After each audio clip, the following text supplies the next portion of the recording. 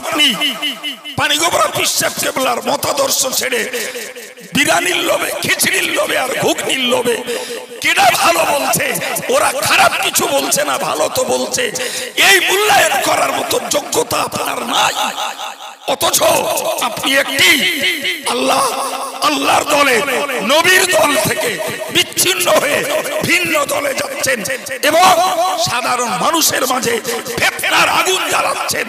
যে ফিতনার বিনিময়ে ভাই ভাইয়ের দ্বন্দ্ব হবে, যে ফিতনার বিনিময়ে ফিউচারে বাপ বেটার দ্বন্দ্ব হবে, যে ফিতনার বিনিময়ে ভবিষ্যতে ধর্মীয় জায়গার বদল ঘটবে, নিশ্চিত এটা ধর্ম করার তুলনায় শান্তির জায়গায় অশান্তির আগুন জ্বালানো হচ্ছে। যেমন চলছে দেশ জুড়ে রাজনৈতিক অস্থিরতা, তেমন চলছে দুনিয়া জুড়ে ভাই ধর্মীয় অস্থিরতা। আর এই ধর্মীয় অস্থিরতাটা যতটা আগে ছিল শুধুমাত্র এই মানুষের দেখাশোনা বা পরিবেশের ভিতর দিয়ে, সেইটা আজকে বেড়েছে এই ইউটিউবের দ্বারায়। আমার কথা বুঝতে পারছেন কি? হ্যাঁ, ধরে নেন ডাক্তার সাহেব এক চিন্তার লোক, আমি আর এক চিন্তার লোক, তো দুটি মানুষের সঙ্গে সাক্ষাতে মত বিনিময় হয়। উনি ওনার কথা আমাকে বলেন, আমি আমার কথা ওনাকে বলি। তো একটা দিন দেখা গেল যে আমি ওনার কথার কাছে দুর্বলতা প্রকাশ করলাম এবং ওনার মন্তব্য আর মতামতটাকেই আমি প্রাধান্য দিয়ে সেখানে আত্মসমর্পণ করলাম।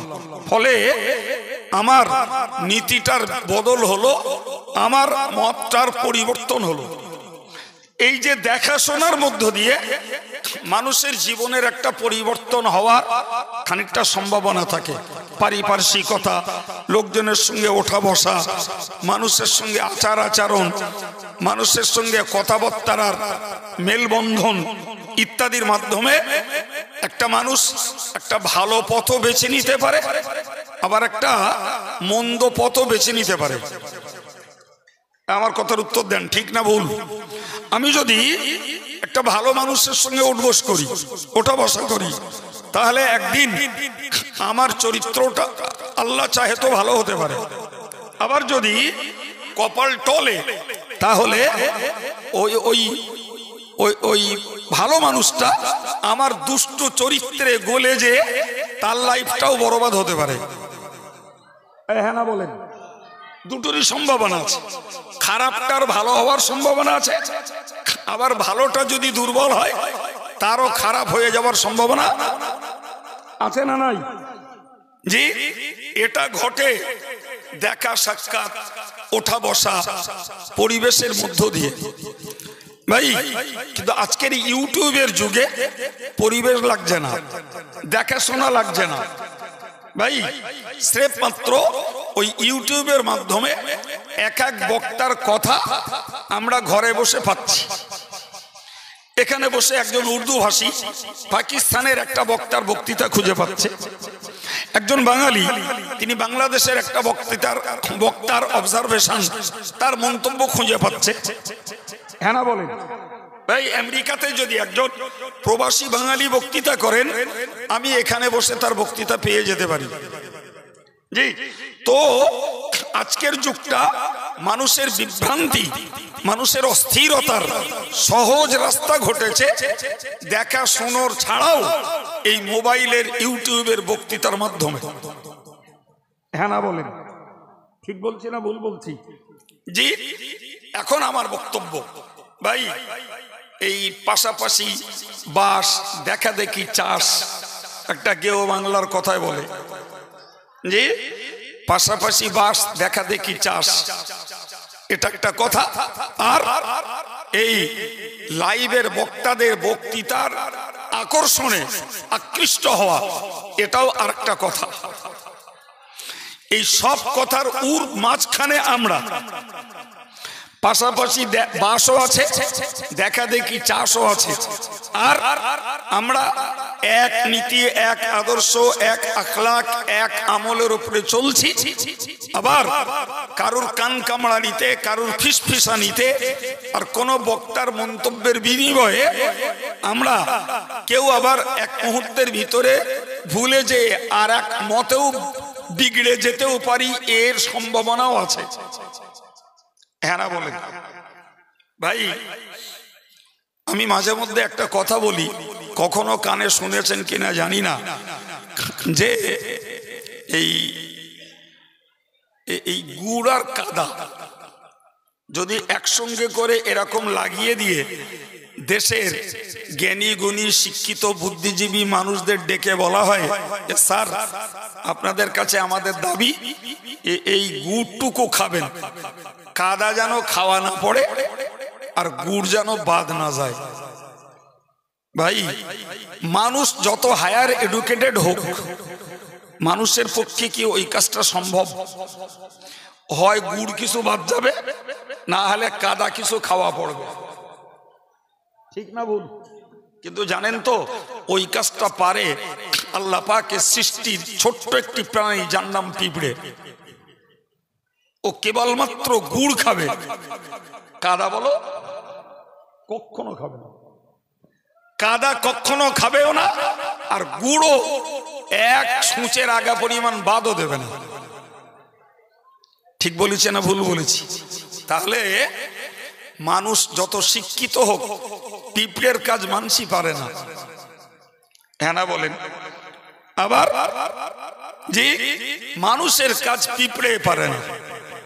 তাহলে প্রত্যেকের একটা নিজস্ব সাবজেক্ট আছে, প্রত্যেকের একটা নিজস্ব পৃথক বিষয় আছে, প্রত্যেকের নিজস্ব একটা অ্যাক্টিভিটিস আছে।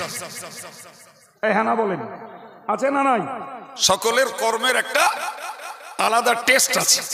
পিঁপড়ের একরকম, শিক্ষিত বুদ্ধিজীবী মানুষের আর একরকম। এখন আমার বক্তব্য, ভাই এই পারিপার্শ্বিকতার ছোঁয়াচে বলুন আর লাইভের কোন বক্তার বক্তৃতার ফলে বলুন, যদি সাধারণ মানুষের কাছে কোন জিনিস ভালো বলে মনে হয়, আমাকে প্রথম একটা উত্তর দেন তো, যে সাধারণ মানুষের কোরআন হাদিসের নিগুড় তত্ত্ব, ভালো আর মন্দ কোনটা শরীয়ত, কোনটা বেশরীয়ত, কোনটি সঠিক আর কোনটি বেঠিক, কোনটি প্রকৃতপক্ষে সূক্ষ্ম আর কোনটি জটিল, এই জিনিসকে আম জনতার বুঝে নেবার ক্ষমতা আছে? না বলেন? তাহলে সাধারণ মানুষকে নিরাপদ জীবন হলো এটাই, যে আমাকে কোনো একটা আলেমের সঙ্গে সম্পর্ক রেখে দিয়েই আমার ধর্ম জীবনটাকে চালানো। একজন দায়িত্বশীল আলেমের সঙ্গে আমি সম্পর্ক রেখে দিয়ে আমার জীবনটাকে চালাবো, তাতে আমি নিরাপত্তা লাভ করতে পারবো। কিন্তু আমি যদি মাতব্বরি করে কিছু যদি আমি মানতে যাই, জানতে যাই, বুঝতে যাই, সেখানে আমার কিছু মিসিং, সেখানে কিছু ভুল, কিছু বিচ্যুতি, কিছু বিভ্রান্তি ঘটে যাওয়া স্বাভাবিক। হ্যাঁ না বলেন? সর্বোপরি মনে রাখা দরকার, ভাই ধর্মীয় বিষয়টা এমন যে ধর্মীয় বিষয় সব থেকে গুরুতর হলো একটা জিনিস। নবী বলেছেন, অফিল বায়ানি লাসিহরুন, নবী বলেন মানুষের এই বচন ভঙ্গির ভিতরে জাদু আছে। কি আছে? জাদুর ভেলকিতে মানুষকে যেমন আকৃষ্ট করে, এই কথার ভেলকিতে মানুষকে আকৃষ্ট করে। ফলে কোনো কথা শুনতে বুঝতে গেলেও আমাকে আগে ভাবা দরকার যে এই কথাটা কি বলছে আমি একটু বুঝি, আর কে বলছেন সেটাকেও বুঝি। মুসলিম শরীফের একটি রিওয়ায়েতে এসেছে, ইন্না হাযাল ইলমা দীনুন, ধর্মের জ্ঞানটাই একটা ধর্ম। সুবহানাল্লাহ বলেন, সবাই মিলে আরেকবার বলেন, ধর্মের জ্ঞানটাই ধর্ম। মুখস্থ করুন বাক্যটাকে, ধর্মের জ্ঞানটাই ধর্ম। কেন? ভাই মানুষ আমল করে তার জ্ঞানের ভিত্তিতে। কিসের ভিত্তিতে? জ্ঞানের ভিত্তিতে।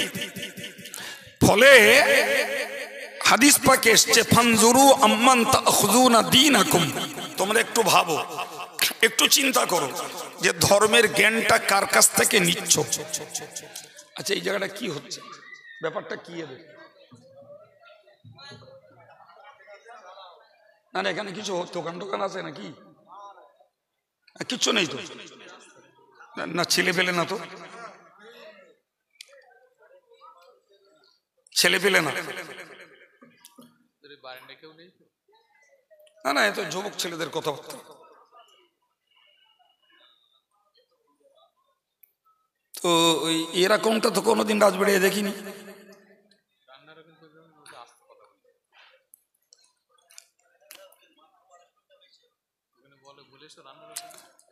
সম্মানিত ভাইরা, এই এতটা মানুষ কথা শুনছে আর এদের কথার জন্য ডিস্টার্ব ঘটছে, এরা একটু বুঝছে না। তো কি বললাম যে হাদিস পাকে এসছে ধর্মের জ্ঞানটা ধর্ম, সুতরাং ধর্মের জ্ঞান তুমি যার কাছ থেকে নেবে তাকে যাচাই করো, সে কোন আদর্শে, কোন মতবাদে, কোন তরিকার, তার আখলাক কি, তার আমল কি, তার কি শুধু মুখের বুলি না তার বুলির সঙ্গে কাজের মিল আছে, অনেকগুলো বিষয় দেখবার ব্যাপার আছে। তাহলে এই হাদিসের সূত্রে বলতে পারা যায় ভাই যে কোনো ব্যক্তির কথা শোনার সুযোগ আছে বলে মনে হয়। আমার সঙ্গে কথা বলেন, এই হাদিস যখন বলছে যার কাছ থেকে কথা শুনবে আগে তাকে যাচাই করো, তাহলে এতে কি বোঝা যায়? বিনা যাচাইয়ে যার তার কথা শুনবার সুযোগ আছে বলে মনে হয়? শুনলে তার ফলাফল সবসময় ভালো হবে ভাবা যায় না, কখনো ভালো হতে পারে, কখনো খারাপ হতে পারে, এর সম্ভাবনা অবশ্যই রয়েছে। ভাই আমি দুটি তত্ত্বের ভিতর দিয়ে আপনার একটা মন তৈরি করতে চাচ্ছি যে প্রথমত কথার মধ্যে জাদু রয়েছে, দ্বিতীয়ত ধর্মের জ্ঞানটাই ধর্ম, ফলে যার কাছ থেকে ধর্ম জ্ঞান নেব তাকে আগে পরীক্ষা নিরীক্ষা করব, তারপর থেকে তার কাছ থেকে ধর্ম জ্ঞান নেব, তাহলে আমার বিভ্রান্ত হওয়ার ভয়টা থাকবে না। ভাই দুনিয়া জুড়ে যত দলমত রয়েছে প্রত্যেকটা দলমত কেউ নিজেকে অপরাধী বলে না, কেউ বলবে না, সবাই তার জায়গায় দাঁড়িয়ে তিনি নিজের সাধুতা, নিজের স্বচ্ছতা মানুষের কাছে প্রকাশ করবে, ঠিক কিনা বলেন ভাই? এটা প্রত্যেকটা দলের ম্যানিফেস্টো, প্রত্যেকটা দলের ফান্ডামেন্টাল ল, এটা তাদের মৌলিক নীতি যে আমি যে দলটা করি আমার দলটাকে কখনোই আমি ভালো ছাড়া খারাপ বলবো না। আমাদের দেশের কথায় একটা কথায় বলে কারোর ঘোল কেউ টক বলে, বলে না এরা, অথচ কথাটা কত ভুল দেখুন, ঘোলের চরিত্র বলে টক, বলে ঘোলের চরিত্রই, ঘোলের টেস্টই টক, অথচ কথাটা ছড়িয়ে আছে কি কারোর ঘোলকেও টক বলে। আরে বাবা, ঘোলের স্বাদটাই যখন টক তাহলে তো টক বলাই লাগবে, তবে তো ঘোলের আসল চরিত্র পাওয়া যাবে। এখন যদি ঘোল বিক্রেতা ঘোল বিক্রি করে আর যদি তাকে বলা হয় ও ভাই তোমার ঘোল টক না মিষ্টি, তো বললো না আমার ঘোল মিষ্টি, তাহলে বুঝতে হবে ওর নাম ঘোল না, ও আলাদা কিছু। হ্যাঁ না বলেন, হ্যাঁ ভাই একটু বলেন তো জি। আচ্ছা ইবলিস কি ভালো দলের নেতা মনে হয়? কি অস্ত অনেক শুনেছেন, আজকে একটু টেস্ট নেন, গল্প করি খানিকক্ষণ বসে বসে। আগের বক্তারা সব ভালো ভালো অস করে গেছে, আমি দুটো গল্প করি। বলেন না ইবলিস যে দলের নেতা সে দলটারে কি ভালো মনে হয়? মোটেই না জি। আচ্ছা যে দলের লোকগুলো খারাপ সে দলের নেতাটারও কি ভালো মনে হয়? তাও না তো। ইবলিস আল্লাহরে বলেছিল আল্লাহ আমি এই মানুষের সামনের দিক দিয়ে, পিছন দিক দিয়ে, ডান দিক দিয়ে, বাঁ দিক দিয়ে দাগা দেব। কোরআন শরীফের আল্লাহ পাক সূরা আরাফের দ্বিতীয় রুকুতে আয়াতটা জানিয়েছেন, লাআতিয়ান্নাহুম মিন বাইনি আইদিহিম ওয়া মিন খালফিহিম ওয়া আন আইমানিহিম ওয়া আন শামাইলিহিম। সামনের দিক দিয়ে দাগা দেব, পিছন দিক দিয়ে দাগা দেব, ডান দিক দিয়ে দেব, বাম দিক দিয়ে দেব। ফলাফল তুমি দেখবে সুম্মা লা তাজিদু আকসারাহুম শাকিরিন, তোমার অধিকাংশ বান্দারা তোমার কৃতজ্ঞ, তোমার অনুগত বান্দা থাকবে না। নাউজুবিল্লাহ বলেন। সবাই মিলে আরেকবার বলেন। এই এত বড় কথাটা ইবলিস আল্লাহকে বলেছে, আর কাউকে না, যে তোমার বান্দাদেরকে চারিদিক দিয়ে দাগা দিয়ে আমি আমার অনুগত বানাবো, তাদেরকে আমার কৃতজ্ঞ বানাবো। তুমি তোমার কৃতজ্ঞ বান্দা অধিকাংশকে পাবে না। সর্বনাশ।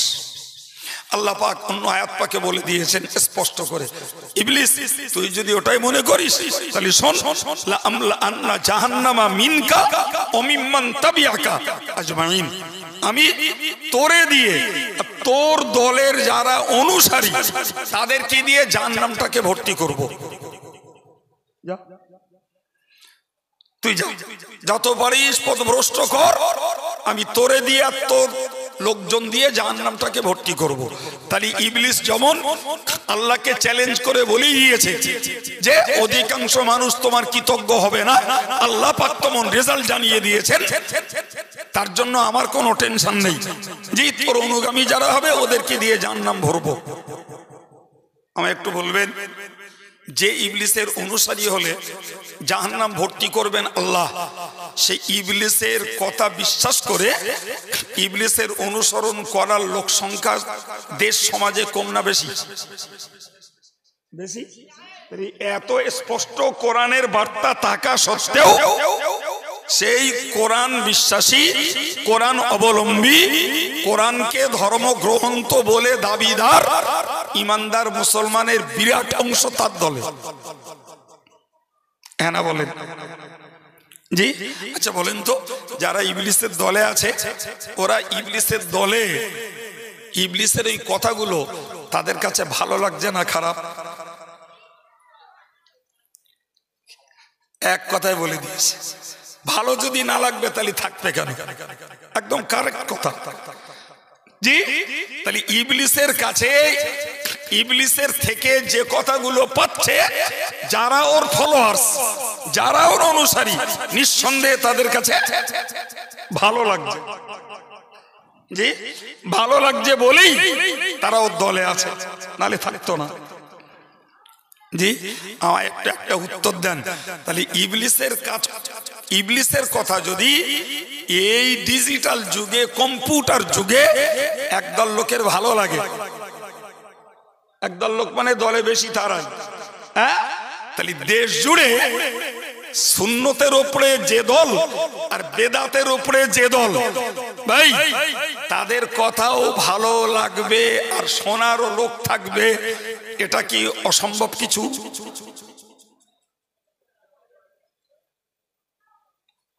আমি বলো ব্রেন ওয়াশ করছি, ওয়াশ করছি না বলো, আজকে ওয়াশ হচ্ছে না, ওয়াশ হচ্ছে বলে। তাহলে ইবলিসের কথা যদি ভালো লাগার তার দলের অনুসরণ করার লোক থাকতে পারে, তাহলে আমরা যাদেরকে বলছি এ দলটা খারাপ, এর নীতিটা খারাপ, এর আকীদা খারাপ, এর চালচলন খারাপ, এর ফতোয়া মসলা খারাপ, এ দলে গেলে বিভ্রান্ত হতে হবে। জি, তো আমাদের কথাকে উপেক্ষা করে যখন অন্য কোন দলে, মতে, অন্য কোন মসলায় কোন ব্যক্তি যদি চলে আর তার কথা যদি শোনে, তাহলে কি বলতে হবে? এই কথাটা কি করে আসে না, ওরা খারাপ কি বলছে, ওরাও তো ভালো বলছে, ওরা তো খারাপ কিছু বলতেছ না, ওরা ভালো কথা বলতেছ। এই ন্যাসটানা কথাটা কোথাতে এলো? এই ন্যাসটানা কথাটা কোন বিবেকে আসছে? ও তো ইবলিসের দলের লোকেরাও তো বলবে যে ইবলিস খারাপ কি বলছে। ইবলিসের কথা ভালো লাগে বলেই তো তার দলে যায়। অথচ দুনিয়া জুড়ে দিনদার যারা, ইমানদার যারা, আল্লাহ ওয়ালা যারা, তারা সবাই জানে ইবলিসের মত পথ খারাপ। অথচ একদল লোক তাতে যাচ্ছে এবং টাটকা কিছু মজা পাচ্ছে। টাটকা কি পাচ্ছে? ঠিক করে বলেন। মজা দেখবেন, একটা দুটো দেখাই। পৌষ মাস, ভালোই ঠান্ডা পড়ছে। ইবলিস বলছে এই শোন, সকালবেলা উঠিস নে, বিরাট ঠান্ডা বলো, আবার তাতে নামাজ পড়তে গেলে উজু করতে হবে, একে লেপ ছাড়তে হবে, তাতে আবার ঠান্ডা পানিতে উজু করতে হবে, হেভি কষ্ট। নামাজ না পড়ে শুয়ে থাক, শরীরটা ভালো থাকবে। ইবলিস তোমারে মন্ত্র দিলে, ওই মন্ত্রে তুমি স্বাদ বুঝে গেলে যে নামাজ না পড়ে শুয়ে থাকার মজা বেশি। কথা বলছেন না কেন? টাটকা লাভ পাচ্ছ না? হ্যাঁ জি, তুমি মজা পাচ্ছ। যে শোন, কোরআনের কথা নিসলে, কোরআন সুদ হারাম বলেছে, হাদিস সুদ হারাম বলেছে, ওই আলেমরা ওই সব বলবেনি। তুই চেয়ে দেখ, যারা সুদ খেয়েছে তারা 2 তালা থেকে 3 তালা বেঁধেছে, তুই সুদ না খেয়ে এই ঝুপড়িতে ছুবড়ে রয়েছিস। সুদ খা, তোর টাকা একদম চচ্চর করে বেলুনির মতন বেড়ে যাবে। তুমি মজা বুঝতে পারলে যে সুদ খালি আমার অঙ্ক বাড়বে। তাহলে তুমি তো টেস্ট নিচ্ছ ভালো, কথা বলছেন না কেন? যেই হোক সে সুদের দ্বারাই ইবলিসের মন্ত্রে ভালোই টেস্ট পাচ্ছে, তবে তো তুমি সুদের দিকে ঢুকছো। তুই ওখানে অশান্তি যাচ্ছিস, ও অশান্তি গেলে শুধু বলবেন এইটা করো এইটা করো না। অত নিয়ম কানুন মেনে চলা যায়? অত নিয়ম কানুন মেনে চলা যাবে না। চল, ওখানে গান হচ্ছে, বিচিত্রা অনুষ্ঠান হচ্ছে, শুনবি, কত মজা, কত জ্ঞান আছে, মনে কত আনন্দ হবে। চল ওখানে চল। তুমি টাটকা মজা নিতে অজের মজলিস ছেড়ে দিয়ে গানের আসরে, যাত্রা অনুষ্ঠানে, বিচিত্রা অনুষ্ঠানে তুমি চলে গেলে ভারত মেলায়, মনের মজা নেবা। তাই টাটকা তো মজা নিচ্ছ, কথা বলছেন না কেন? হ্যাঁ, তাহলে তুমি টাটকা মজা নিচ্ছ, আর ওই মজা পেয়েই বলছো এটা খুব ভালো জিনিস।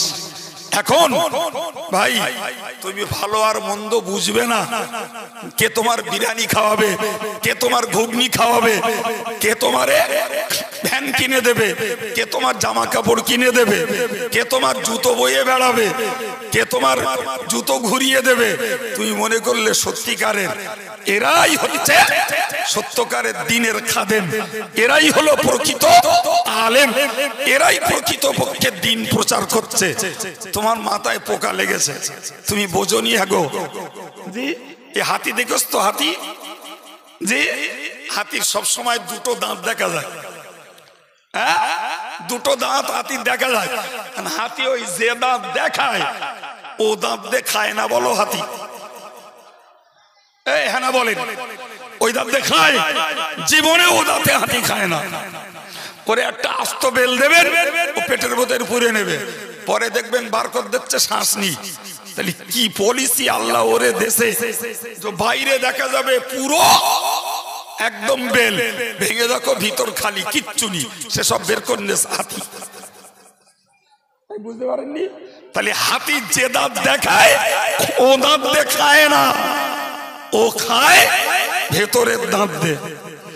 সুতরাং তোমারে যখন বশ করতে চাইবে, তোমাকে বিভ্রান্ত করতে চাইবে, তোমাকে ভিন্ন দলে ফেরাতে চাইবে, তোমাকে তোমার নিজস্ব আখলাক আমল থেকে বিচ্যুত করতে চাইবে, কেউ দেখাবে না ওর ভিতরের দাঁত, ও বাইরে দেখাবে।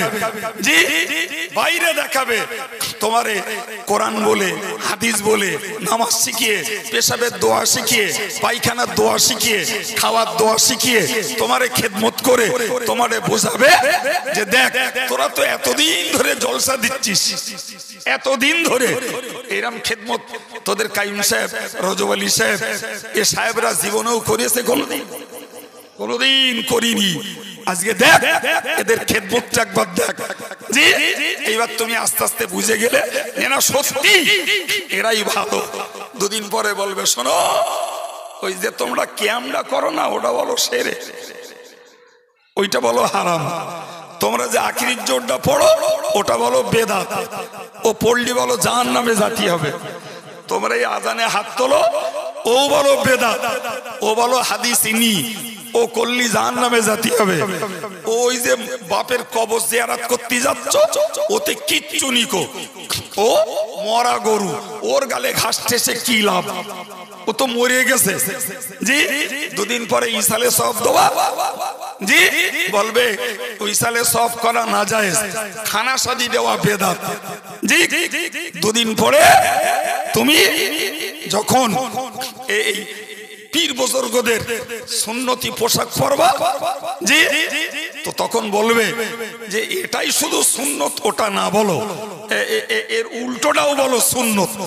তার মানে আস্তে আস্তে তুমি বাপের জাহান্নামে পাঠাবা, তোমার পীরিরি জাহান্নামে পাঠাবা, তার পীরিরি জাহান্নামে পাঠাবা। আজকের এখানে সভা হচ্ছে পানিগোবরা হুজুর মরহুমের স্মৃতি সভা। হ্যাঁ না বলেন?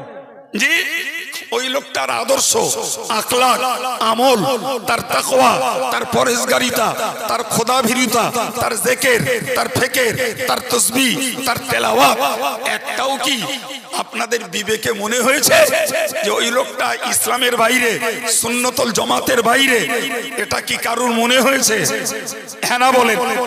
ভাই এখন যদি ওই লোকটা সারা জীবন ওই কাজগুলো করে গেছে, জি যে কাজগুলো আর এক দল এসে একটা একটা করে তোমার কাছ থেকে কাটবে, একদিন তোমার বাপের শত্রু বানাবে, তোমার মামুর শত্রু বানাবে, তোমার মানিত পীর সাহেবের শত্রু বানাবে, তোমার মানিত আলেম হুজুরের শত্রু বানাবে।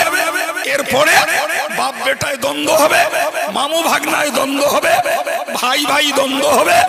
তারপরে দেখা যাবে জি সংসার ভাগ হয়েছে, উঠোনে পাঁচিল তৈরি হয়েছে, এসব রেকর্ড ওই দেখি কি বলে, ওরাও কি আর খারাপ কিছু বলতেছে? ওরাও তো ভালো বলতেছে। জি ওই শিক্ষিত লোক হয়ে পিঁপড়ের পাঠ করতে গেলে ওই আগুন লাগবে, বলো? শিক্ষিত লোক হয়ে পিঁপড়ের পাঠ করতে যাওয়া বুদ্ধিমানের কাজ না, তোমার দ্বারা সম্ভব না। গুড় খাবে আর কাদা বাদ দেওয়া তোমার পক্ষে সম্ভব না। তুমি গুড় খেয়ে গুড়ও খাবা, কাদাও খাবা। জি গুড়টা তোমার হজম হবে, কাদাটা তোমার পেটের ডিস্টার্ব ঘটাবে। পেটের ডিস্টার্ব বলি মাথা এমনি তখন বনবন করবে। এই কথা বুঝতে পারছেন কিছু? জি পেটের ডিস্টার্ব বলি এমনি মাথার যন্ত্রণা হয়, তখন কিচ্ছু ভালো লাগে না।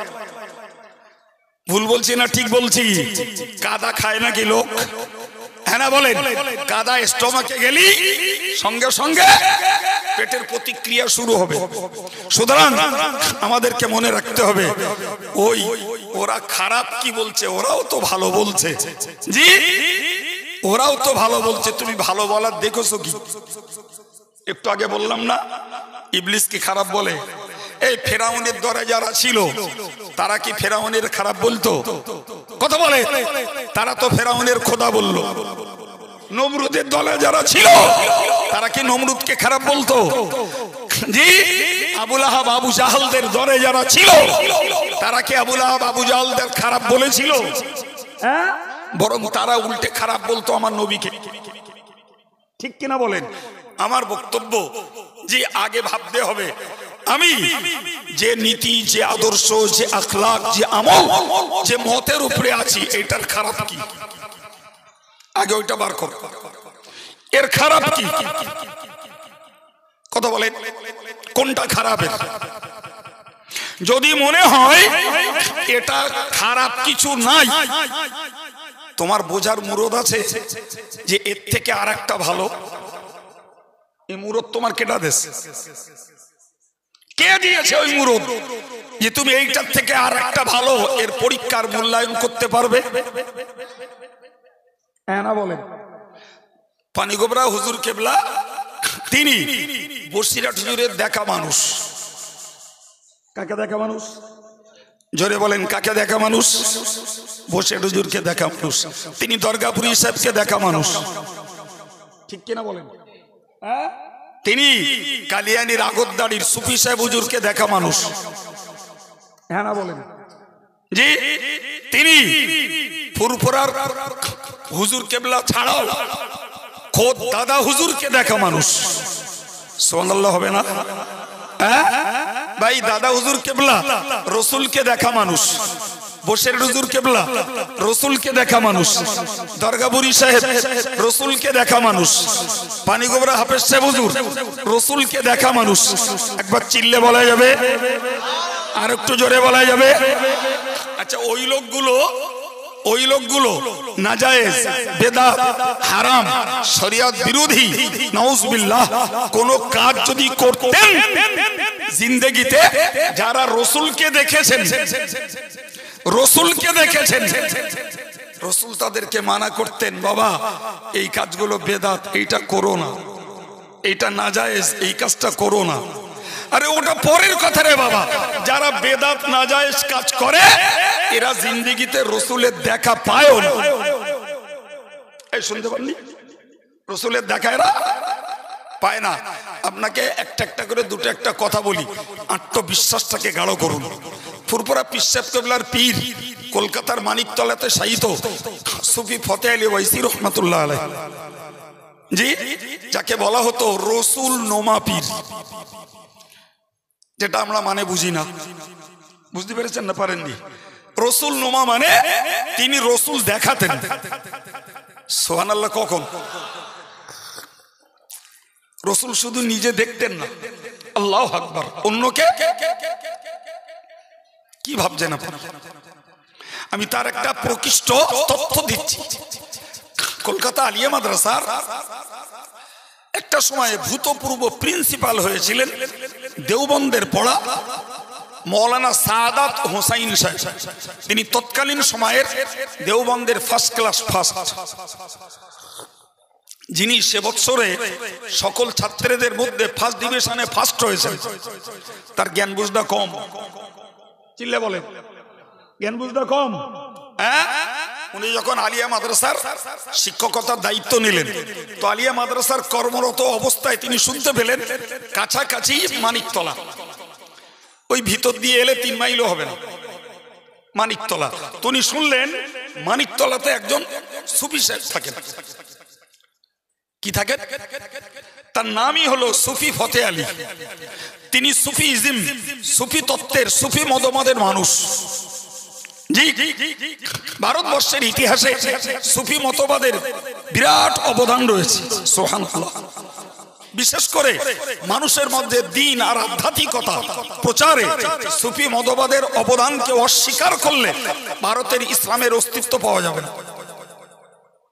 এত বেশি অবদান সুফি তত্ত্বের। তো উনি শুনেছেন এখানে একজন সুফি সাহেব থাকে। উনি মাঝে মধ্যে বিকালবেলা তার কাছে যান। একদিন যে তেনার সঙ্গে ওনার একটা তর্ক শুরু হয়েছে, একটা আরবি কোটেশন নিয়ে। সুফি সাহেব হুজুর বলছেন এটা হাদিস, আর উনি বলছেন এটা হাদিস নয়। হাদিসের যে থিওরি, হাদিসের যে সূত্র, সেই অনুযায়ী এটা হাদিস নয়। সুফি সাহেব বারবার বলছেন, বাবা এটা রসুলের হাদিস, তুমি মেনে নাও। উনি বলছেন না, হাদিসের কিতাবে এই তথ্য নেই, ফলে এটা হাদিস নয়। সম্মানিত ভাইরা, তর্ক বিতর্কের মাঝে মৌলানা সাদাত সাহেবকে দেখা গেল তিনি অজ্ঞান হয়ে পড়ে গেছে, জ্ঞান হারা হয়ে গেছে, বেহুশ হয়ে গেছে। সম্মানিত ভাইরা আমার, সুফি সাহেব হুজুর চটজলদি মজলিসের লোকদেরকে বললেন, বাবা জলদি করে মৌলানার মাথায় পানি দাও, বাতাস দাও। আর নিজে নিজে দোয়া করছেন, আল্লাহ মৌলানা সাহেবকে সুস্থ করে দাও, তার জ্ঞান ফিরিয়ে দাও। জি, যেটা স্বাভাবিক নিয়ম, তাই করছেন। ক্ষণিক পরে মৌলানা সাহেব ছেলে উঠলো, উঠেই হুজুরের কাছে বেয়াদবির ক্ষমা চাইল। হুজুর আমার বেয়াদবি মাফ করুন, আমি আপনার সঙ্গে বেয়াদবি করেছি। কেন, কি হলো বাবা? বলে হুজুর এই মুহূর্তে রসুলের সঙ্গে আমার জিয়ারাত হয়েছে। আর একটু চিল্লে বলুন, রসুলের সঙ্গে আমার জিয়ারাত হয়েছে। রসুলুল্লাহ আমাকে বলেছেন, ও বাবা মৌলানা সাহেব খবরদার তর্ক করো না, সুফি সাহেব যেটা হাদিস বলছেন ওটা আমার হাদিস। আল্লাহ পাকে নবী বলেছেন, নবী নিজে বলেছেন, মান রানি ফাকাদ রাআল হক, যে লোকটা আমায় দেখতে পেল, যে সত্যই আমাকে দেখলো, ফা ইন্নাশ শাইতানা লা ইয়াতামাসসালু বি, শয়তান অনেকের রূপ ধারণ করতে পারে, কিন্তু আমি নবী, আমার রূপ শয়তান কখনো ধারণ করতে পারে না।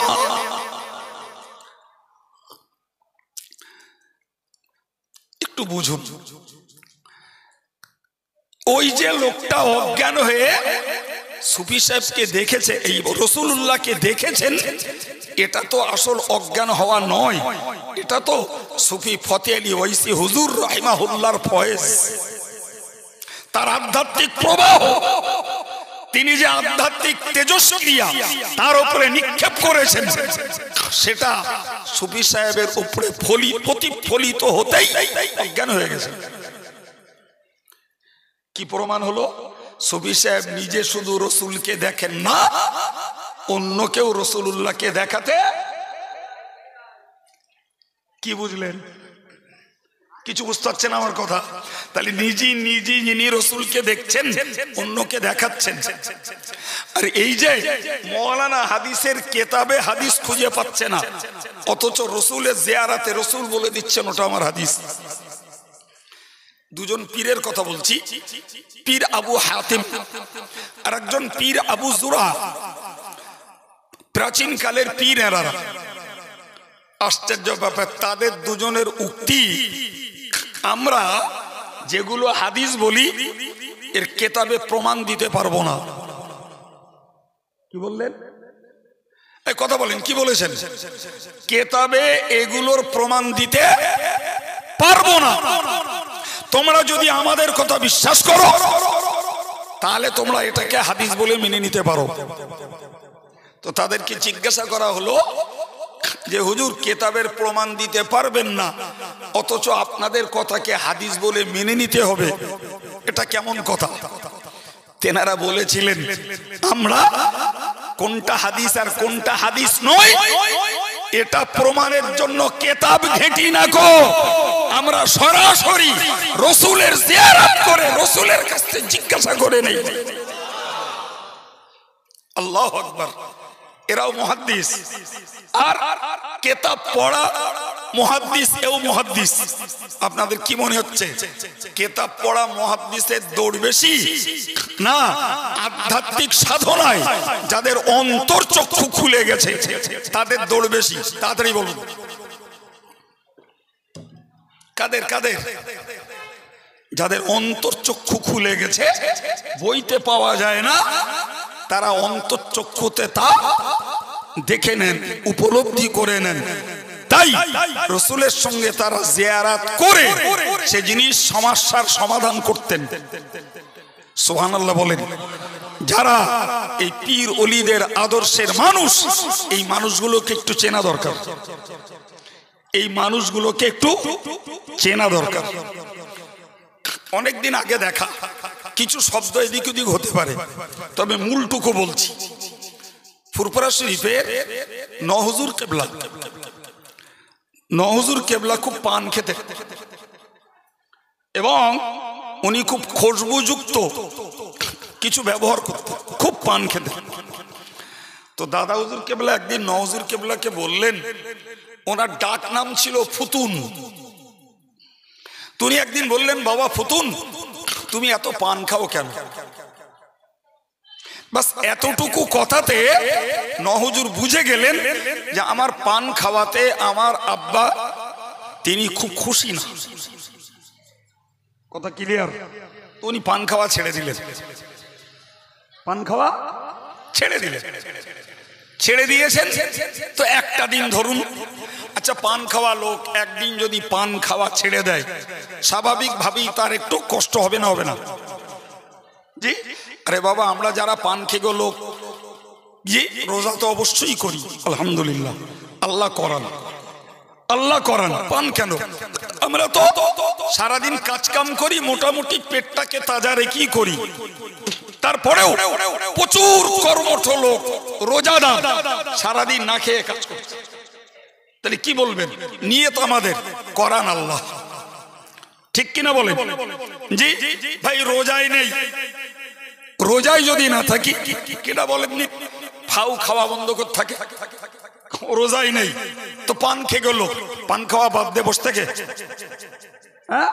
তো নওজুর কেবলা পান খাওয়াটা বাদ দিয়েছেন, তার মানসিক ভাবে একটু কষ্ট হয়েছে।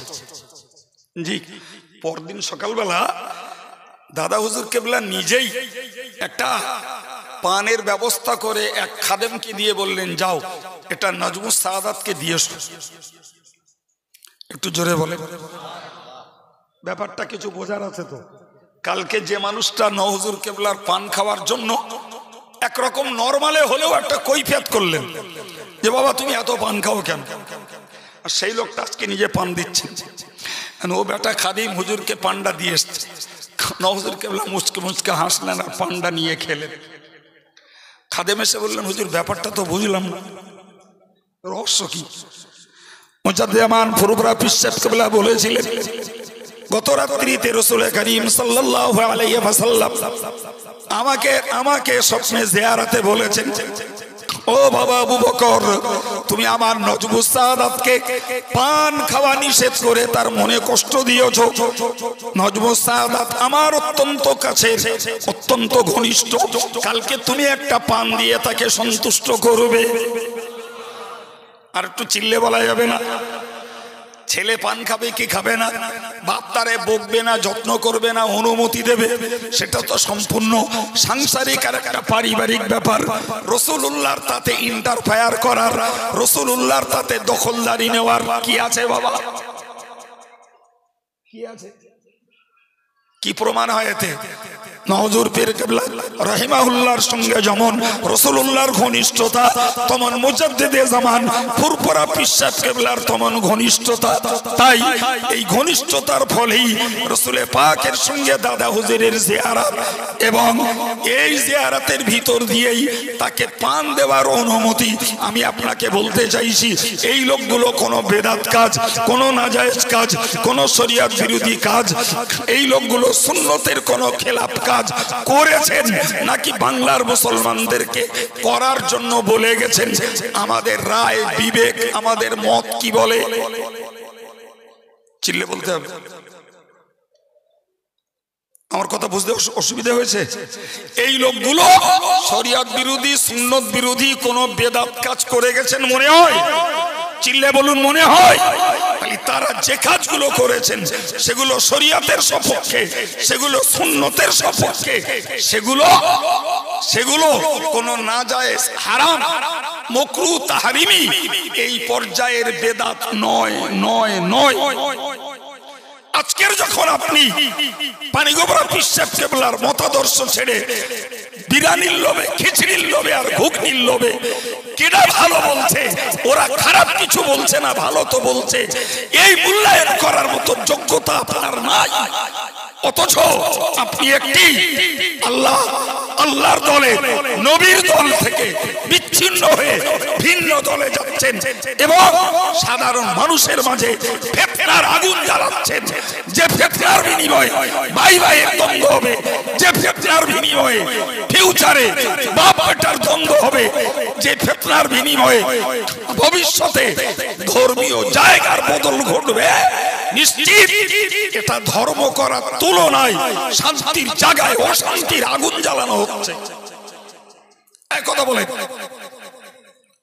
ধর্ম করা ভালো, ফিতনা করা ভালো। জি, কথা আমি বলবো আপনাকে, আমি আপনাকে কথা বলবো প্রিয় ভাইরা আমার, আমি আপনাকে বোঝাতে চাই, উপলব্ধি করুন। জি, বসিরহাট আল্লামা হুজুর বলুন, দরগাপুরি সাহেব বলুন, পানিগোবরা হুজুর কেবলা বলুন, ভাই এদের মতো মানুষগুলো ফুরফুরা পীর সাহেব কেবলার পুঙ্খানুপুঙ্খ অনুসারী। ঠিক না ভুল? হ্যাঁ ভাই, অবাক কাণ্ড। জি, বসিরহাট হুজুর কেবলার মতো মানুষ, জি, তাকে কেতাব লিখতে দেখেছেন, তার লাইব্রেরিয়ান ট্রেনে বসে কেতাব লিখছেন, তো একটা মসলা লিখলেন, সেখানে লিখে দিলেন ফতোয়ায়ে স্বামী 2য় খণ্ড 309 পৃষ্ঠা। পরে আর একটা মশলা লিখলেন ফতোয়া আলমগীরি ৪র্থ খণ্ড ২০৫ পৃষ্ঠা। আর একটা মশলা লিখছেন, সেখানে লিখলেন তানবীরুল আফসার ১ম খণ্ড ২১০ পৃষ্ঠা। আর একটা মশলা লিখলেন দুরুল মুখতার ৫ম খণ্ড ৫০৩ পৃষ্ঠা। আর শুধু এই কোটেশন না, সঙ্গে আরবি কোটেশনটাও তুলে দিচ্ছেন। তো লাইব্রেরিয়ান পাশে বসে বসে বসে বসে দেখেছে অনেকক্ষণ, দেখে বলছে হুজুর আপনি এই যা লিখছেন, দেশময় আপনার শত্রু সমালোচক বেদাতি দলের লোক ভরা, বেদাতি দলের লোক ভরা, তারা তো আপনার এইগুলোতে ফটাফট ভুল ধরবে। তো হুজুর কলমে লিখছেন আর মুখে এইটুকু বললেন, বাবা আল্লাহ চাহে তো একটিও ভুল হবে না। হাজার হোক ওরকম ভুল হওয়া আমাদের মতন লোকের যখন তখন সম্ভব। উনি এত বড় কথা বললেন, লাইব্রেরিয়ান কিচ্ছু না বলে ঠিক আছে, কিতাবগুলো তো সব বাড়ি আছে লাইব্রেরিতে। বাড়ি এসছেন, এসে হুজুরের কাছ থেকে ম্যানুস্ক্রিপ্টটা চেয়ে নিয়েছেন, পাণ্ডুলিপিটা চেয়ে নিয়ে হুজুর বুঝতে পেরেছে ও বেটার বিশ্বাসে ঠিক আসি। ও বেটা কিতাবটা খুলে আর লাইব্রেরি থেকে একটা করে খণ্ড পাড়ে, ওর তো দেখা পানির মতন, সব তো খণ্ড পৃষ্ঠা সব লেখা আছে। ও ফটোফট খুলছে আর মিলাচ্ছে। আশ্চর্য ব্যাপারে তো একটাও গরমিল হয় না। সুবহানাল্লাহ বলে জি। বেচারা তখন কিতাবটাকে রেখে দিয়ে হুজুরের কাছে, হুজুর বেয়াদবি ক্ষমা করুন, আমি সত্যি সত্যি একটু পরীক্ষা করার নিয়েতে আপনার পাণ্ডুলিপিটাকে নিয়ে মিলিয়ে দেখলাম, কোথাও গরমিল নেই, কিন্তু এখনো আমার মস্তিষ্ক বুঝে উঠতে পারে না যেটা কি করে সম্ভব। কেন কিতাবগুলো তো একটু দেখ না ভাই, একটা হাফেজ সাহেবের একটা কোরআন শরীফ মুখস্থ করতে 13 লাইনে 850 পৃষ্ঠা, 848 পৃষ্ঠা একটা কোরআন শরীফ, 15 লাইনে 600 পৃষ্ঠা। ওই একটা কোরআন মুখস্থ করতে যে মাথার ঘাম পায়ে পড়তেছে। 5 বছর বক বক করে কবুতরের মতন বকে বকে বকে বকে কোন রকমে মুখস্থ করলো, ফের আবার ওর পেছনে 2 বছর সময় দিতে হচ্ছে সেটাকে পুরো একদিনে শুনিয়ে দেওয়ার জন্য। ওতেও শেষ না, সারা জীবন পড়তে হবে, তাইলে মনে হবে, নাইলে পড়া বাদ দিলি সব আবার উদাও হয়ে যাবে। বিশ্বাস হয় না আমার কথা? কত হাফেজ জীবনে ভুলে গেল তার ইয়াত্তানি, চাঙ্গা চাঙ্গা হাফেজ ভুলে গেছে শুধু তেলাওয়াতের অভাবে। জি, তো একটা কিতাব নিয়ে তাই ওই জি ভাই জামিয়ায় 20-40টা মাদ্রাসার ছাত্ররা ওই দাওরে কোরআন বিভাগে ভর্তি হয়, মানে ট্রেনিং নিয়ে একদিনে কোরআন মুখস্থ শুনিয়ে দেওয়ার ওই ক্লাসে ভর্তি হয়। জি, কত ছেলে দেখলুম পড়ার লোড নিতে পারলো না, পালিয়ে চলে গেল। কত ছেলে জি, শুধু এইটুকু মনে হয়, হ্যাঁ রে তুই বাপেরও ফাঁকি দিলি, তোরও ফাঁকি দিলি, তোর বাপ তোরে হাফিজি পড়তে দিলে, আর কত কষ্ট করে 5 বছরে পয়সা দিয়ে জামা কাপড় দিয়ে খাবার দিয়ে গেল, তুই জীবনের সাধনায় সেই কোরআনটাও ইয়াদ করলি না। তার মানে 5 বছর বাপের উন্নতি নষ্ট করলি, নিজের জীবনটাও ক্ষতি করলি। ঠিক কিনা বলেন? যে এরম ছেলে একটা দেখ না, ডর্জন ডর্জন। আপনি বলেন এরপরে এক একটা কিতাব 5000 6000 পৃষ্ঠা করে বই। ওই যে বইগুলোর নাম বললাম, কোনটা 5000 পৃষ্ঠা, কোনটা 7000 পৃষ্ঠা, কোনটা 3000 পৃষ্ঠা। জি, আচ্ছা ও কি কোনোদিন স্বাভাবিকভাবে মুখস্থ থাকা সম্ভব? তো মৌলানা সাহেব যখন হুজুরকে জাপটা করে ধরলেন, জি কথিত কথা, হুজুর তখন বলেছিলেন, বাবা কেমনে ভুল হবে? আমি যখন কিতাব লিখতে বসি, যে কিতাবের মশলা লিখি, কিতাবটা আমার সামনে খুলে ধরা হয়, আমি দেখে দেখে কিতাব লিখি, কেন ভুল হবে বাবা? ট্রেনে তিনি দেখছেন লোক দাঁড়িয়ে আছে, আর হুজুর দেখছেন সামনে কিতাব খোলা আছে। বাবা ও কি এই চোখের কাজ? কথা বলে, ও কি এই চোখের কাজ? ও তো সেই ভিতরের চোখ, যা সেই বাচ্চা বেলাতে পড়ে এসছি, 1 চন্দ্র 2 পক্ষ 3 নেত্র। তা আমরা যাদের নীতি, যাদের আদর্শে, যাদের আখলাকে ধর্মজীবন তৈরি করেছি, আলহামদুলিল্লাহ, তারা শুধু এই বাহ্যিক দু চোখের মানুষ নয়, তারা তো তিন চোখের মানুষ। সুবহানাল্লাহ বলেন। জি, এখন কে কত বিরিয়ানি খাওয়াবে, না ঘুগনি খাওয়াবে, না তোমাকে প্যারাডাইস খাওয়াবে, না তোমাকে আরো অন্য কিছু টেস্টি খাবার খাওয়াবে। হায় রে, তুমি সবকিছুর ঊর্ধ্বে ভাবো যে তোমার ধর্ম জীবনটাকে তুমি ক্ষতিগ্রস্ত করছো কিনা।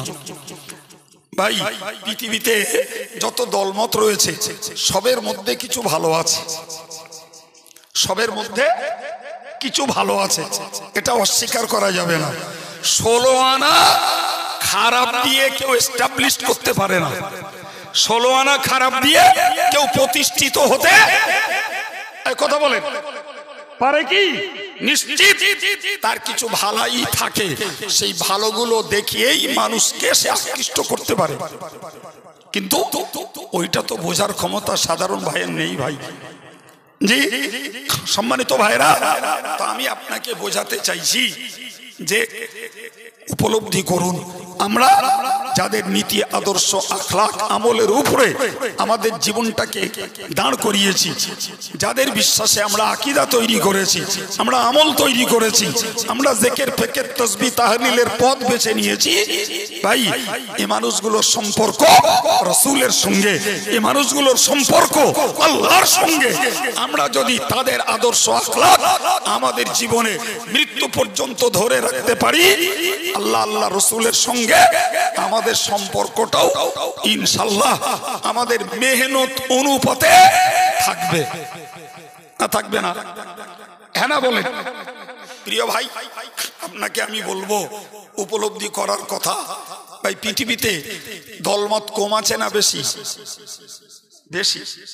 জি, দলমত যখন বেশি, তাহলে বিভ্রান্ত হওয়ার ভয়টাও বেশি। ঠিক না ভুল? একদম বিভ্রান্ত হওয়ার ভয় যথেষ্ট বেশি। জি, আপনার বিভ্রান্তির কি বলবো, কটা কথা আপনি নেবেন, আমি নাম কারুর বলবো না। জি, তবে আমি গুটি কত কথা আপনাদেরকে একটু জাস্ট ধারণা দিচ্ছি, জাস্ট ধারণা দিচ্ছি, একটু মাথায় নেন। ভাই, দেশে এমনও দল আছে, নাম জানবেন না, আমি শুধু কথাগুলো বলছি শোনেন। এমনও দল আছে যারা রাসূলুল্লাহর 3 জন সাহাবী ব্যতীত বাকি সাহাবীদেরকে কাফের আর জাহান্নামী মনে করে। কি বলেছি? কি বলেছি বলেন? রাসূলের 3 জন সাহাবী আলী, মিকদাদ আর আম্মার রিদওয়ানুল্লাহি তাআলা আলাইহিম আজমাইন, এই 3 জন সাহাবী ব্যতীত বাকি সমস্ত সাহাবীদেরকে কাফের আর জাহান্নামী মনে করে। সব কথার ঊর্ধ্বে ভাবুন, তাতে রয়েছে হযরত আবু বকর, তাতে রয়েছেন হযরত ওমর, তাতে রয়েছেন হযরত ওসমান, যাদেরকে নবী তার জীবদ্দশায় জান্নাতি বলেছেন। হযরত আবু বকর সম্পর্কে রাসূল বলেছেন, আরহামু উম্মতি বি উম্মতি আবু বকর, আমার উম্মতের ভিতরে সবথেকে দয়াশীল হলো আবু বকর। আবার ওমরের সম্পর্কে বলেছেন, দুনিয়াবাসী মানুষ তোমরা মনে রাখো, আসাদু বিআমরিল্লাহি ওমর, আল্লাহর শরীয়তের ব্যাপারে সবথেকে কঠিন ব্যক্তি হলো ওমর। এই দুজন সম্পর্কে নবী বলেছেন, ইন্না আবু বকরিন ওয়া ওমর সাইয়্যিদা কুহুলি আহলি জান্নাত, আবু বকর এবং ওমর দুজনাই হলো জান্নাতের বিরুদ্ধদের নেতা।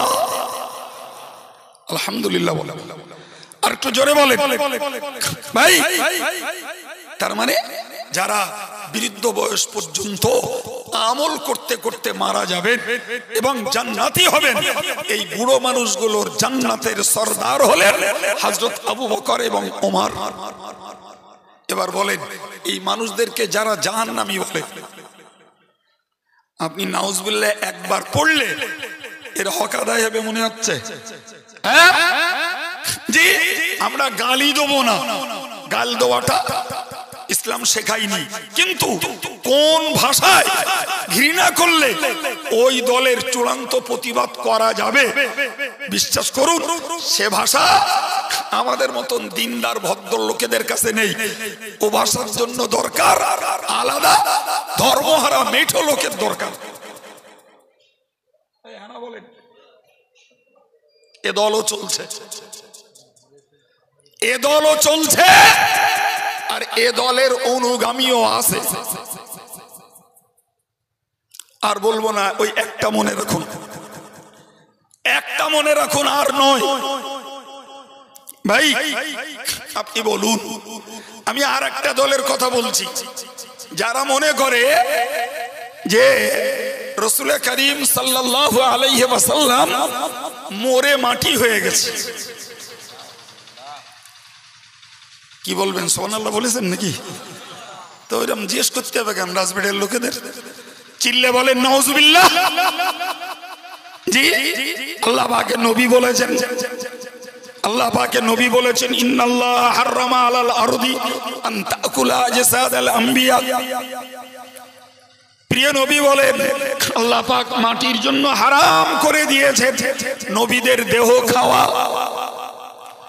জি, আল-আম্বিয়া ওয়া ইয়াউন ফি কুবুরিহিম, সমস্ত নবীরা তাদের কবরে জীবিত।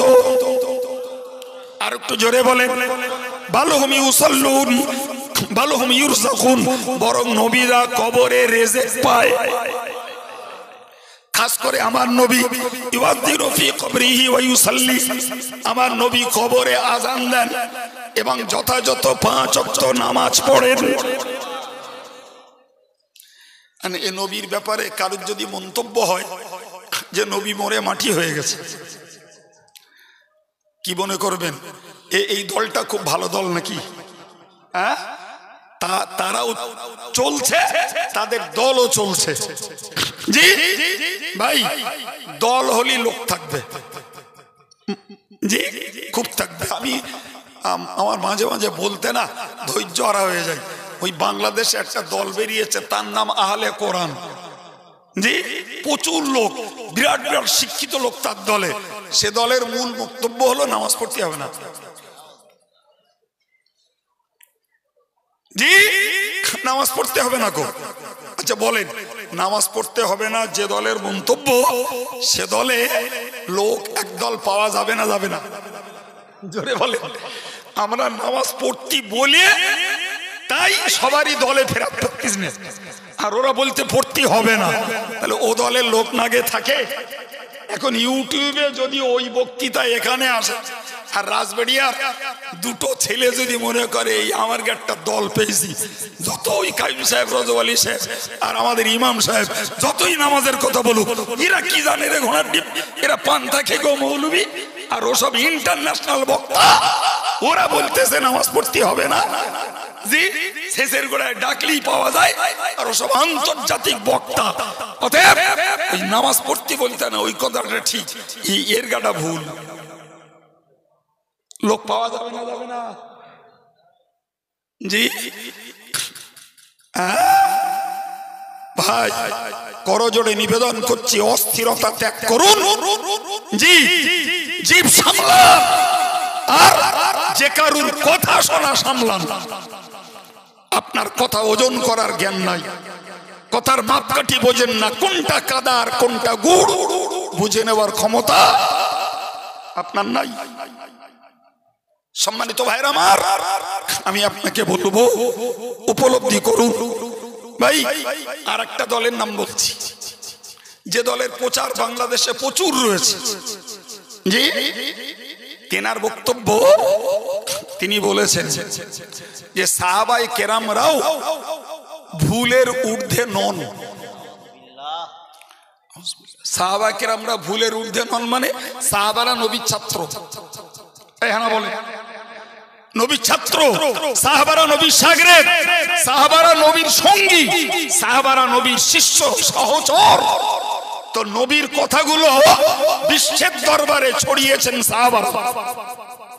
চিল্লে বলেন ঠিক না ভুল? আর একটু জোরে বলেন। একদম ঠিক। এখন যদি বলা হয় সাহাবারা সমালোচনার ঊর্ধ্বে নন, সাহাবারা জি সত্যের মানদণ্ড নন, তাহলে কি প্রমাণ হবে? প্রমাণ হবে এটাই, নাউজুবিল্লাহ, সাহাবাদেরও ভুল হতে পারে, সাহাবাদেরও সমালোচনা করা জায়েজ আছে। জি সাহাবারা সত্যের মানদণ্ড না হয়, সাহাবাদের যদি সমালোচনার সম্ভাবনা থেকে থাকে, তাহলে তাদের কথায় শরীয়ত দাঁড়িয়ে আছে। তাহলে একদল বিপরীতপন্থী লোক তারা বলবে, দেখো তোমরা ওই যে নবী সাহাবাদের কথা শুনে ধর্মকর্ম করছো, ওদের তো ভুল হতে পারে, সুতরাং ও কথাটা ঠিক না। একটা বিষয় নিয়ে বলে দিল, কি হবে? শরীয়তের রূপ চেহারা চরিত্র ঠিক থাকবে বাপ। হ্যাঁ, আমার নবী বলেছেন, লা তাত্তাখিযু আসহাবি গরাদান, ও বিশ্ব উম্মতে মুসলিমা খবরদার, খবরদার তোমরা সাবধান হয়ে যাও, আমার সাহাবীদের কাউকে তোমরা সমালোচনার লক্ষ্যে স্থল বানিও না। আমার কোন সাহাবী সমালোচনার লক্ষ্য স্থল নয়। আমরা যখন সমালোচনা করি তখন একটা ব্যক্তিকে টার্গেট করি।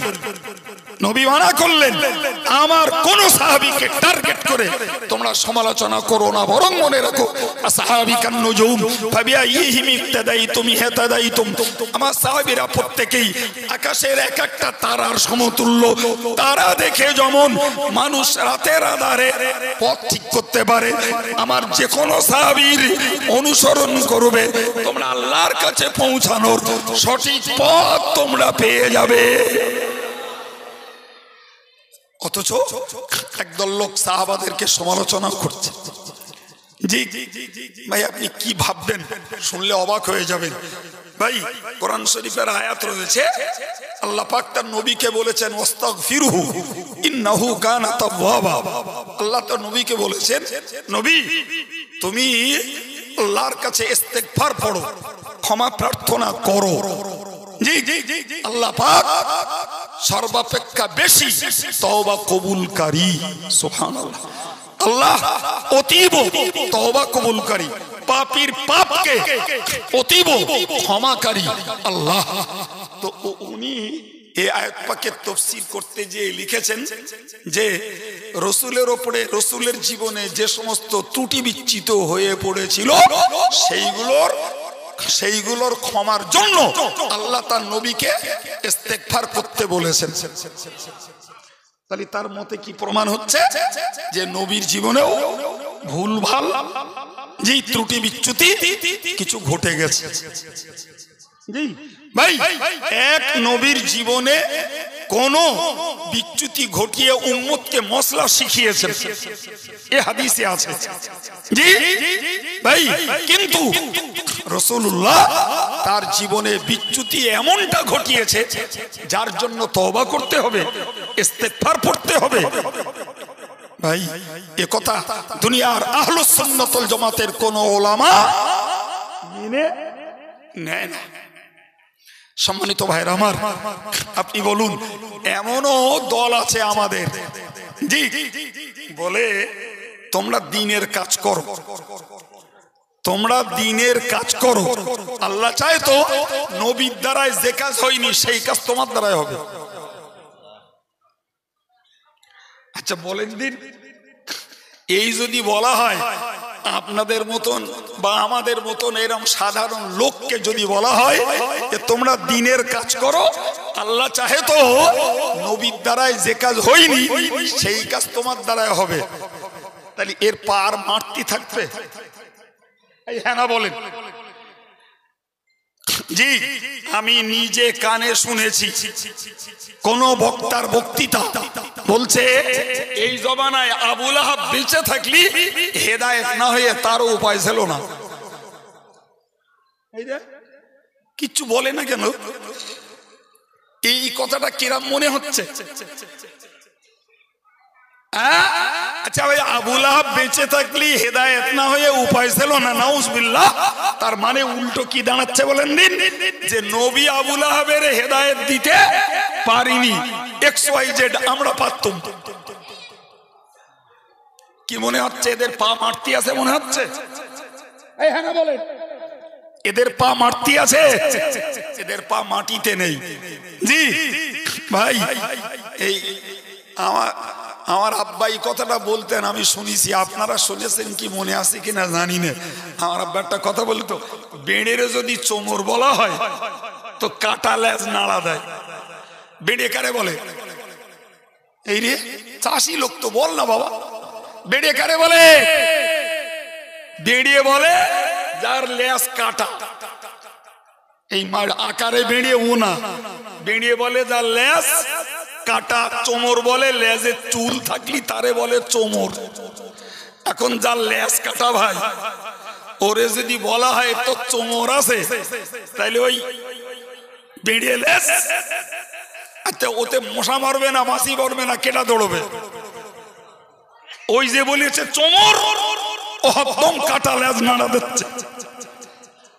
বুঝতে পারেননি? ওই যে বলেছে যে তোমরা দিনের কাজ করো, আল্লাহ চায় তো নবীর দ্বারাই যে কাজ হয়নি তোমাদের দ্বারাই সেই কাজ হবে। এখন ও কাটা লেজ নাড়া দিচ্ছে। জি, জীবনে ধর্ম কর্ম কিচ্ছু বুঝিনি। জি ভাই, ও মনে করছে এই হচ্ছে সত্যিকারের একটা পথ আমি পেয়েছি। জি ভাইরে, আজকে অবাক হওয়ার কথা, যারা মানুষকে প্রতারণা করে। ভাই আমি রাজবাড়িয়া গ্রামে বহুদিন সভা করছি, আমার সঙ্গে আমাদের সংগঠনের অন্য আলেমরাও করেছেন। রাজবাড়ির লোক 3000 দেয় না, 4000 দেয় না, 5000 দেয়।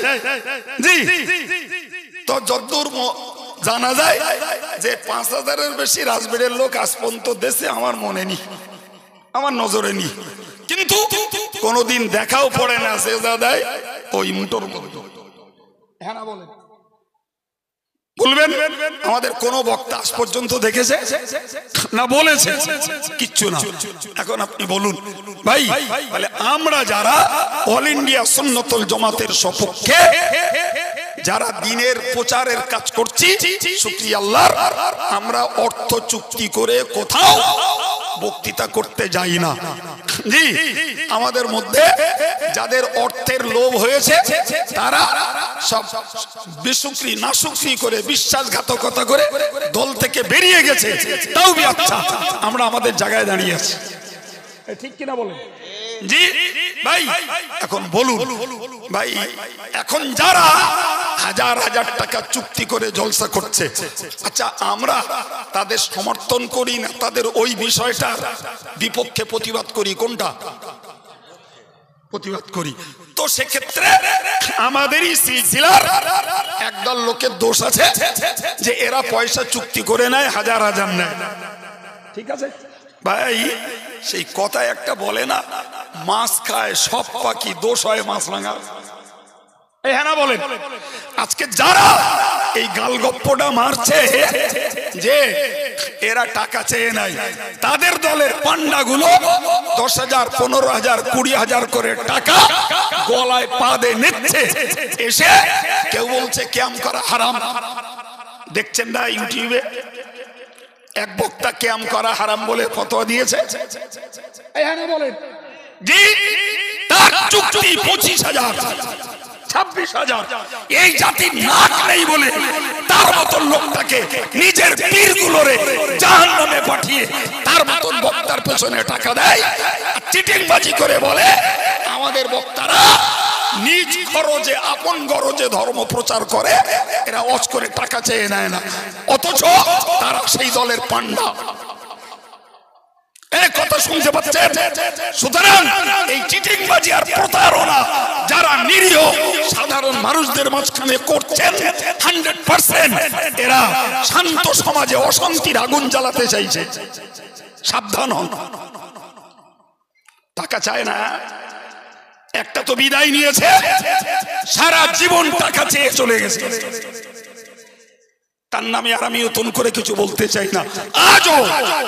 আজও আমার জাতির নাক নেই বলে তাদেরকে আনছে, হাজার হাজার টাকা দিচ্ছে। তারা এসে জি ফুরফুরা শরীফের মুজাদ্দিদে জামানের আদর্শ, নীতি, মত বিরোধী ভিন্ন ভিন্ন কথা বলে, কথাগুলো যত নরমাল হোক আর যত ছোট হোক, সেই সমস্ত পীর ওলিদের আদর্শ আমল তার বিরুদ্ধে সাধারণ মানুষের মাঝখানে বিভ্রান্তি আগুন জ্বালিয়ে দিচ্ছে। অথচ মুখে প্রচার করছে কি আমাদের বক্তারা টাকা চাই না। তুমি ঘুঘুর ডিমি কি জানো, ঘোড়ার ডিম কিচ্ছু জানো না। সবে তো নোংরা পরিষ্কার করে ঠেলে উঠেছে, মনে করতো হাউগিল থেকে বাউগুলে ফেস সব বুঝে গেছি। জি, তোমার এখনো ভিতরে নোংরামি সারিনি।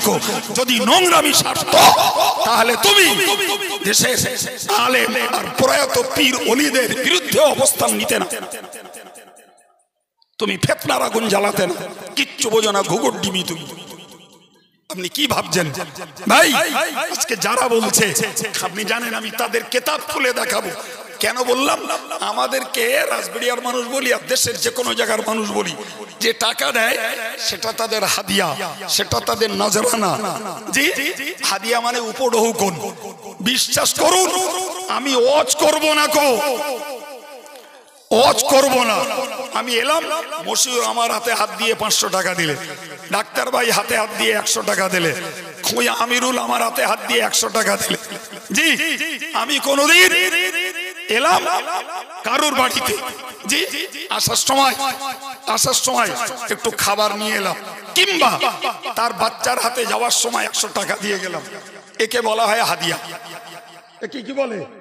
বিনা ওয়াজে, বিনা ইমামতিতে, বিনা কোনো কাজে যে কোনো মুসলমানকে ভক্তি মহব্বতের খাতিরে হাদিয়া দিতে পারে, ওর জন্য ওয়াজ লাগবে না। জি, রাসূল বলেছেন তাহাব্বু, তোমরা একে অপরকে হাদিয়া দাও, নিজেদের মাঝখানে মহব্বত বাড়বে। সুবহানাল্লাহ।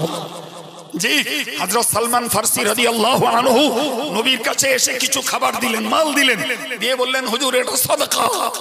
প্রিয় নবী জি বললেন এটা সাদাকা। প্রিয় নবী বললেন আমার জন্য আল্লাহ সাদকা গ্রহণ করা হারাম করেছেন, আমি সাদকার মাল নেই না। সুবহানাল্লাহ বলেন। জি, কিছুক্ষণ বাদে কিছু খাবার আনলেন, মাল আনলেন, এলে নবীকে দিয়ে বললেন হুজুর এটা হাদিয়া।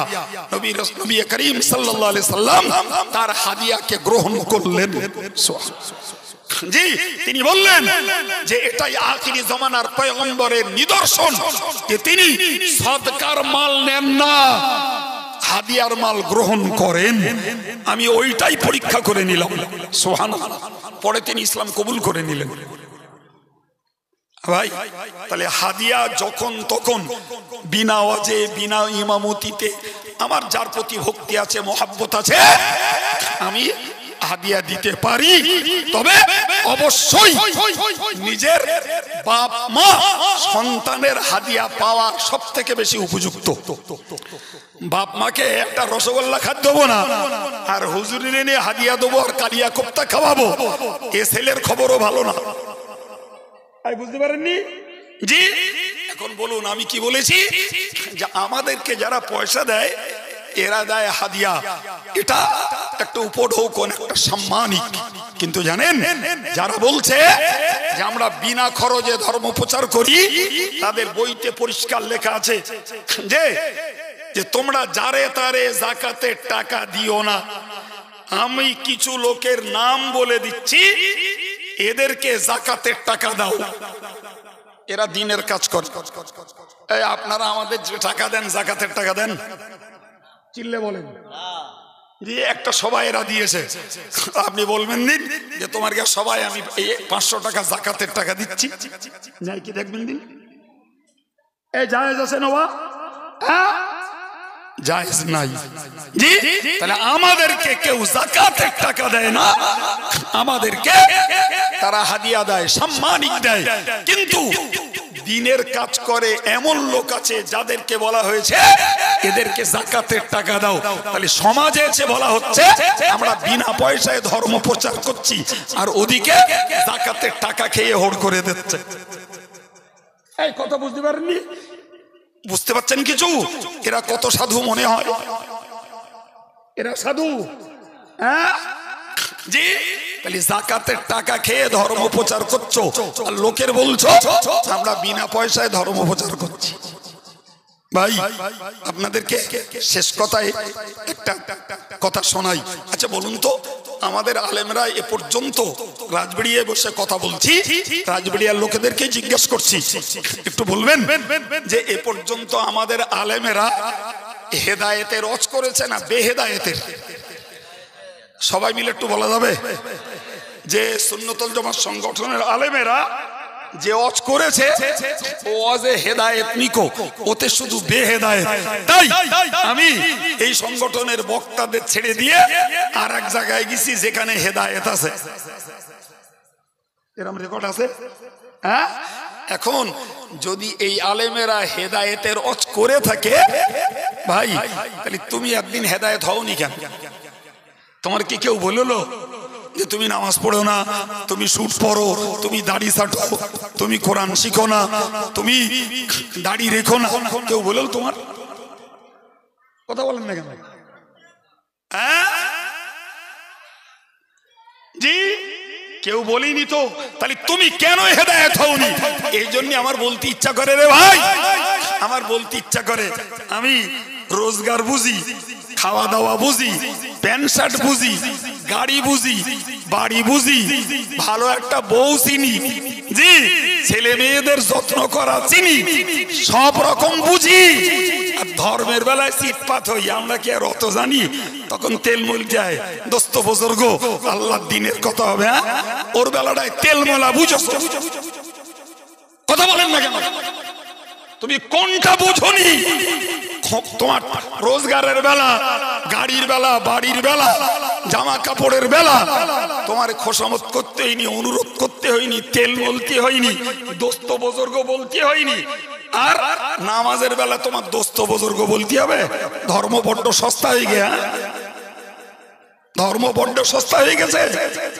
জি ভাই, নবীদের দায়িত্ব ছিল দিন প্রচার করা, দিন প্রচার করেছেন। কপাল যার ভালো তিনি দিন গ্রহণ করেছেন, কপাল যার কালো আবুল আহাবের দলীয় সমর্থিত লোকেরা নবীর ওয়াজ শুনেও জাহান্নামে গেছে।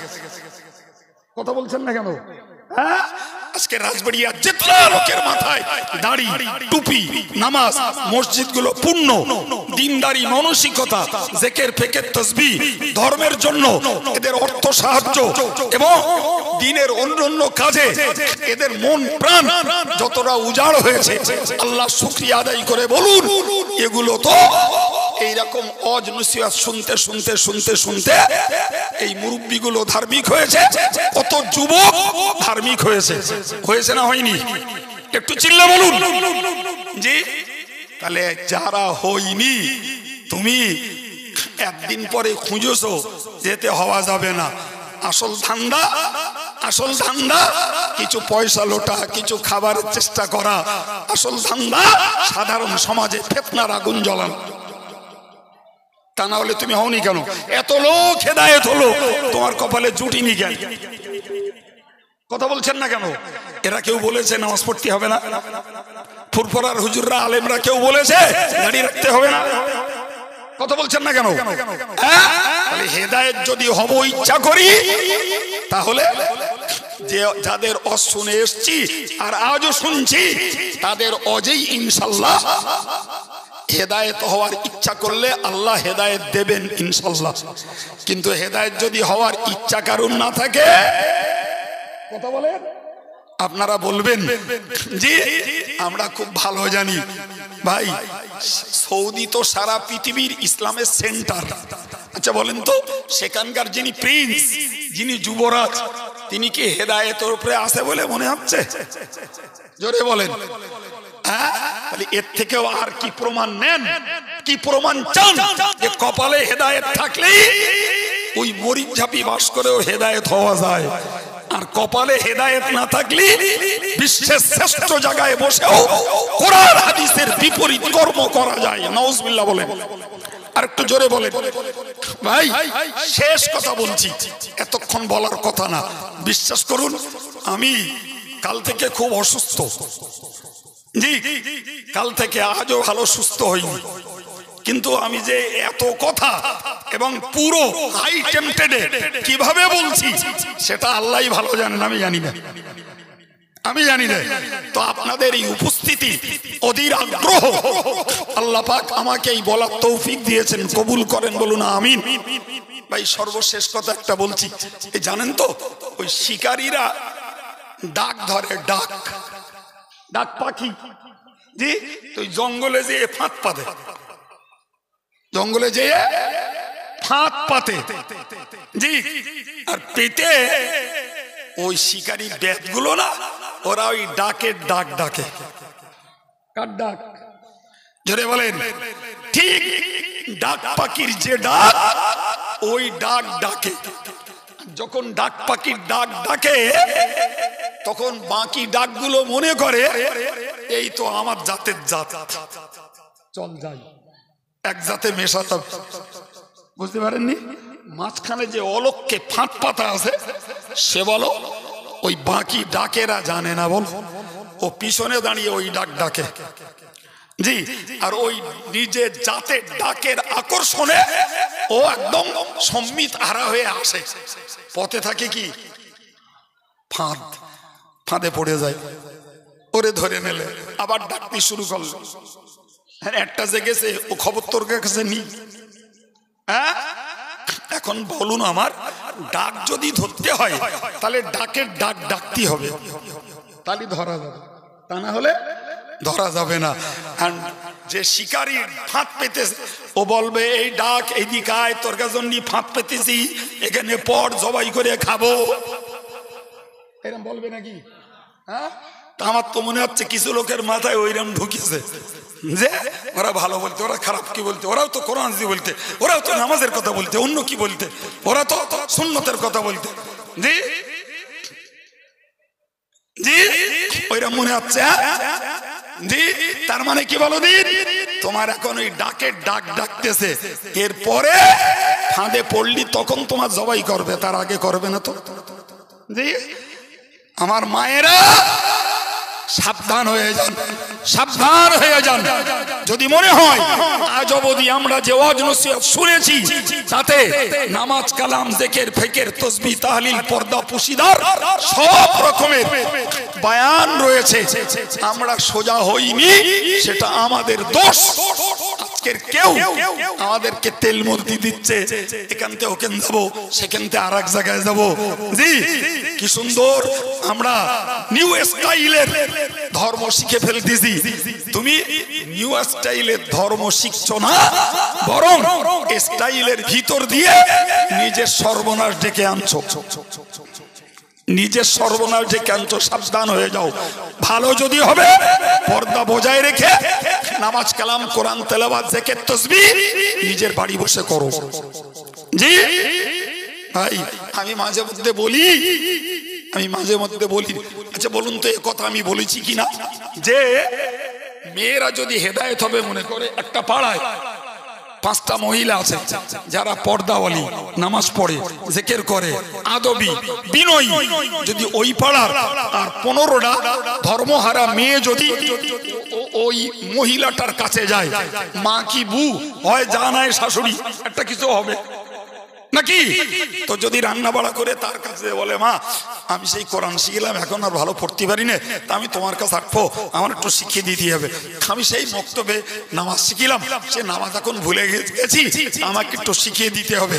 এ আজ আমি রাজবেলের ফুটবল খেলার মাঠে নিজে করিস জি।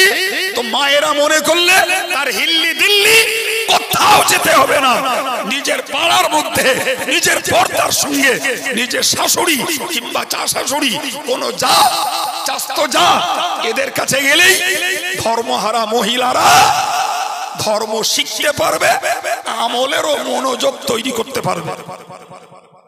হ্যাঁ না বলেন জি। এখন যদি ধর্মের নামে একটু চড়া করার ইচ্ছা থাকে তাহলে সেটা আলাদা কথা, তা না হলে কাইম সাহেবদের এই ফর্মুলা ইজি মেনে নিয়ে একটা মাও পর্দার ভিতরে শিখে সে আল্লাহ ওয়ালি ধার্মিকা হয়ে যেতে পারে। এই পারে না সম্মানিত ভাইরা আমার, আমি আপনাদের কাছে এই স্পষ্ট করে দাবি রাখছি, যেখানে আছেন দাঁড়িয়ে থাকুন। কে চিটগুড় দিল, কে মিষ্টি দিল, কে মধু দিল, আল্লাহর রস্তে আপনারা জ্ঞানী গুণী শিক্ষিত মানুষ, ও চিটগুড় দিচ্ছে না ওর সঙ্গে ঝোলা গুড় দিচ্ছে, না ওর সঙ্গে ঝরা গুড় দিচ্ছে, কি দিচ্ছে তুমি বুঝতে পারবে না বাপ জি। ও কাদা দিচ্ছে না গুড় দিচ্ছে, বোঝার ক্ষমতা তোমার নেই। আর সব ধুম করে বোঝা যায় না, পিছে মালুম হোগা জি, জ্ঞানীর জন্য উচিত আগে থেকেই সাবধানতা অবলম্বন করা, আগে থেকেই সতর্ক হওয়া, তবেই বুদ্ধিমানের পরিচয় হবে, তবেই বুদ্ধিমানের পরিচয় হবে। তা যদি না হন তাহলে আমার ডিউটি একজন নগণ্য খাদেম হিসাবে, রাজবাড়িয়া মানুষের মনের কাছে প্রিয় হিসাবে আমার মাথায় কানে যতটুকু এসছে সে ব্যাপারে কিছু সতর্কতা, কিছু সাবধানতা এবং একনিষ্ঠ নীতির উপরে দাঁড়িয়ে থেকে নিজের ধর্মজীবনের আমলের উন্নতি ঘটাবার জন্য অনুরোধ রাখছি।